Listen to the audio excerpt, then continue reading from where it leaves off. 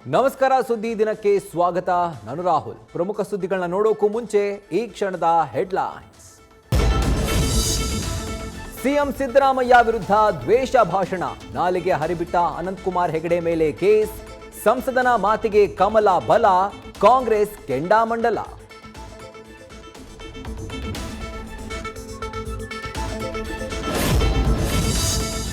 ಅಭ್ಯರ್ಥಿ ಆಯ್ಕೆಗೂ ಮುನ್ನ ಸರ್ವೆಗೆ ಮುಂದಾದ ಕೇಸರಿ ಪಡೆ, ಬೆಳಗಾವಿ ಅಂತರ್ಯುದ್ಧ ಕಾಂಗ್ರೆಸ್ಗೆ ಟೆನ್ಷನ್, ರಾಜ್ಯದಿಂದ ಪ್ರಿಯಾಂಕಾ ಸ್ಪರ್ಧೆ ಬಗ್ಗೆ ವದಂತಿ.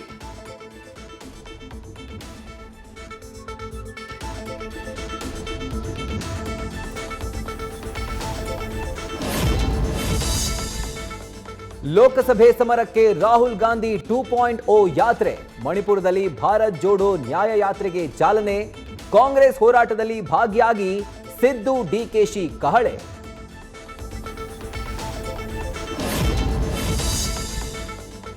ಬಾಲರಾಮನ ಪ್ರಾಣ ಪ್ರತಿಷ್ಠಾಪನೆಗೆ ದಿನಗಣನೆ ಆರಂಭ, ಅಯೋಧ್ಯೆ ಪ್ರವಾಸಕ್ಕೆ ಹೆಚ್ಚುತ್ತಾ ಇದೆ ಅಸಂಖ್ಯಾತ ಭಕ್ತಗಣ, ಮೋದಿಯಂತೆ ಬಿಜೆಪಿ ನಾಯಕರಿಂದ ದೇವಸ್ಥಾನ ಸ್ವಚ್ಛತಾ ಕಾರ್ಯ.